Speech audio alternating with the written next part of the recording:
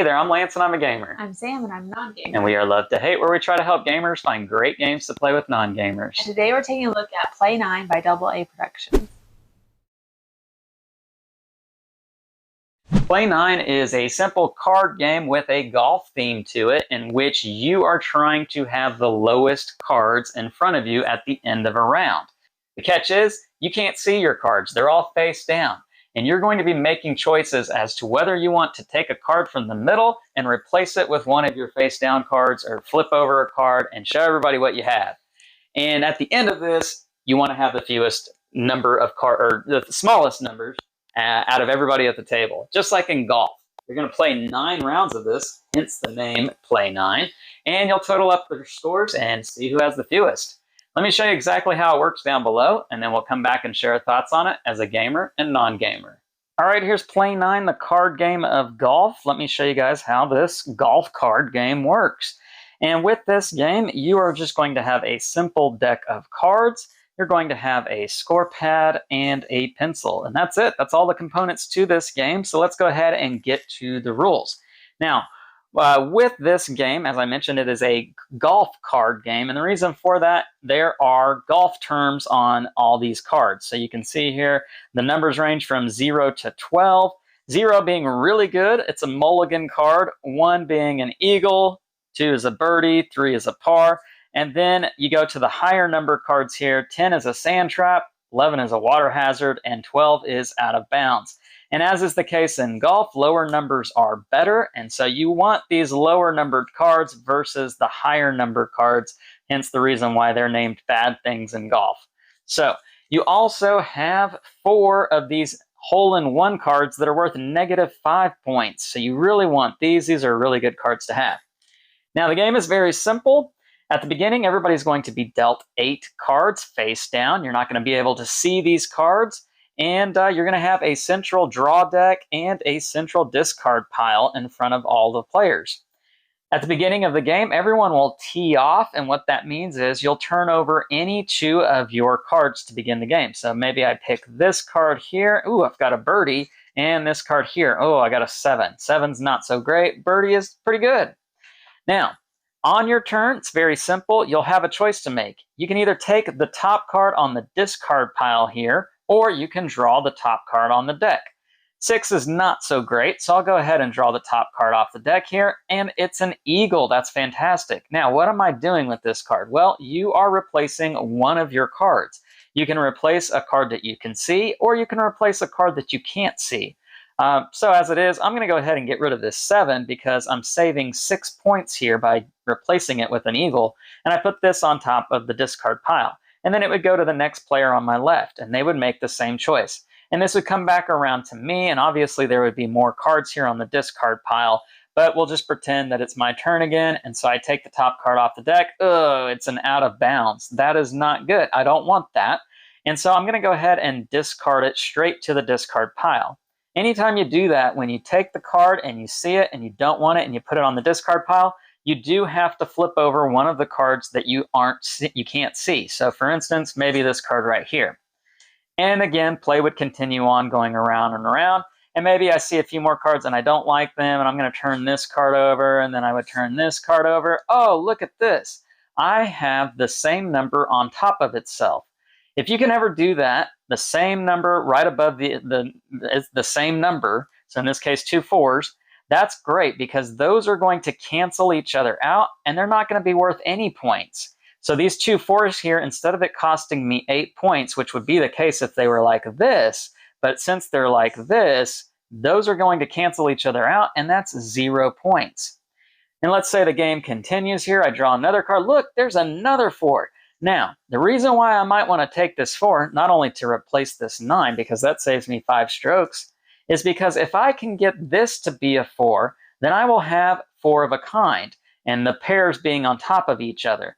That's really important because that's going to save me even more strokes at the end of the round.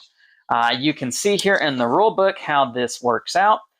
You get, again, 0 strokes whenever you have a pair on top of each other, except if it's a hole-in-one card. You can get 2 hole-in-one cards on top of each other, then that's going to give you -10 strokes. But if you can get 4 cards that are the same, you'll get a plus negative 10 stroke bonus. Now, if you can get 6 cards that are all the same, that is a plus negative 15 stroke bonus.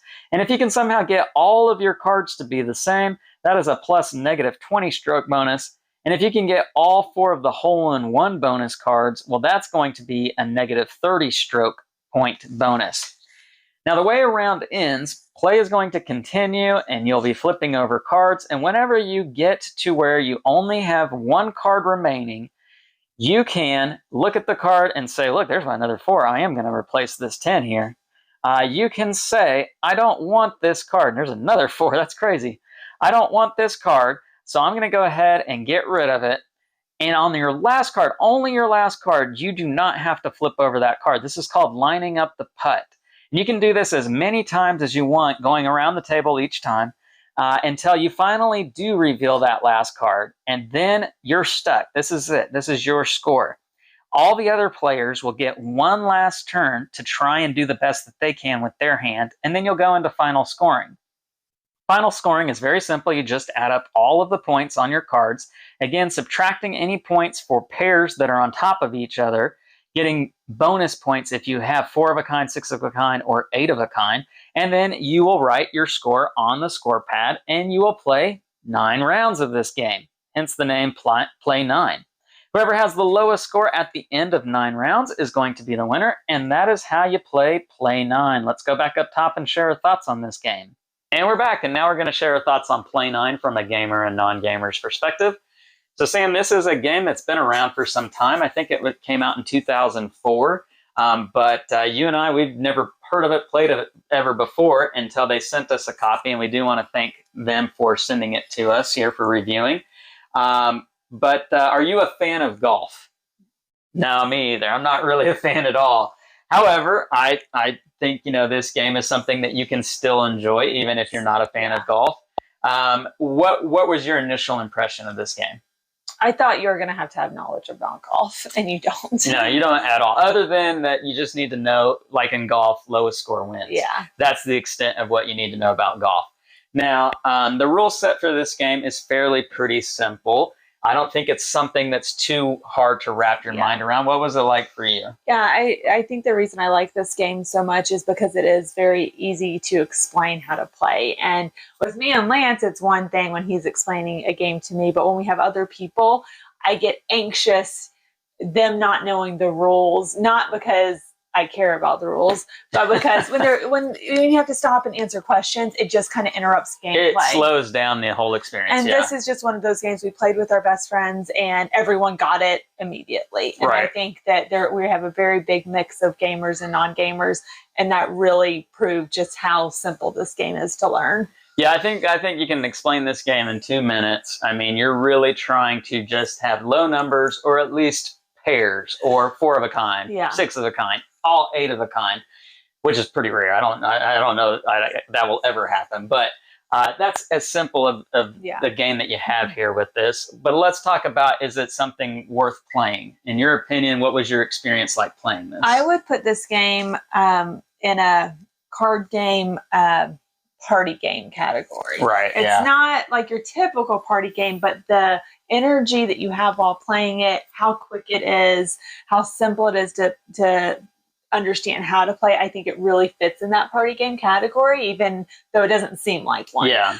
Because it's such a quick game and because it's so easy to understand, the energy gets really high. You start getting really excited for the cards that you pull. And if you get really bad cards, it's over in a second and you're starting over again. Yeah, I would agree with that. I do feel like it is a party game kind of experience. It plays up to 6 people, so you can have quite a few people at the table playing it. And I typically am not the type that wants more people. I really like 2-player games. This is one that I think would be a lot of fun with 6 people. Yeah, I would agree with that. I think the more people you have, the more energy there is with this game and the livelier experience it is. Now, that being said, as is the case with a lot of party games, the atmosphere and the people that you play it with are going to have a factor on just kind of the experience you get out of it. Know the people that you're playing games with is what I'm trying to say. And if you play with the right crowd, you'll have a good experience with this more often than not.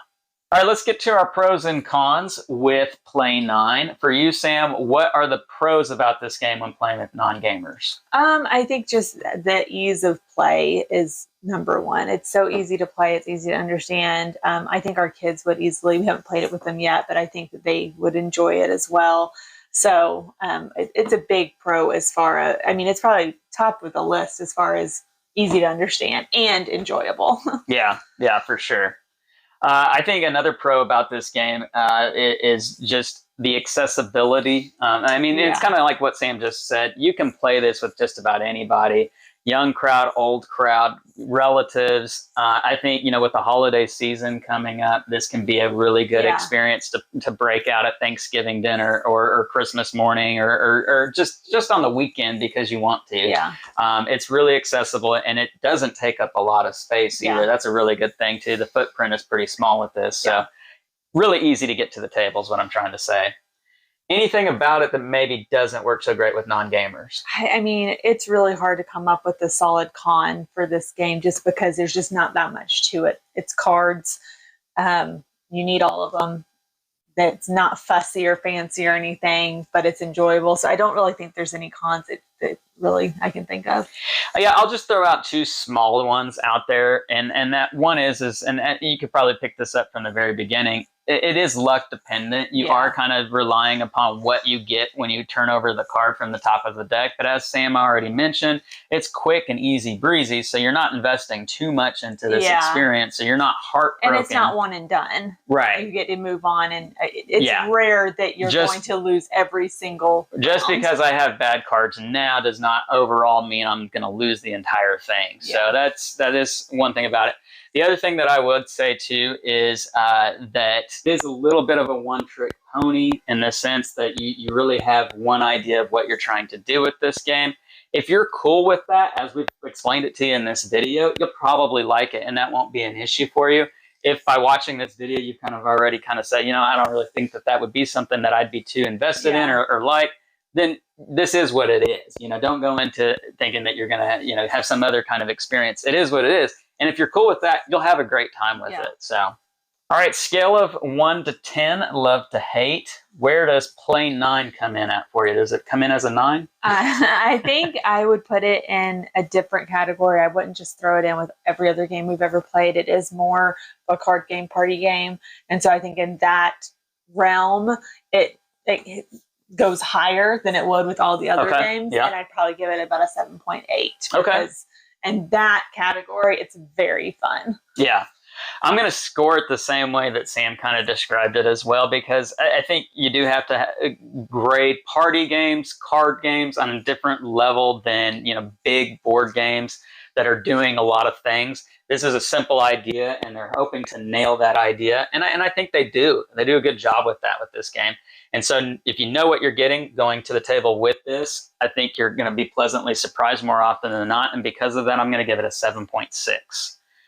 So 7.6, 7.8, that's where we're coming at here with Play 9. It is a golf card game. Go check it out. Leave us some comments down below. Make sure to like and subscribe and push that bell button so you get notifications of all our new content. I'm Lance. I'm Sam. And we are Love to Hate, where we try to bridge the gap between gamers and non-gamers. We'll catch you next time.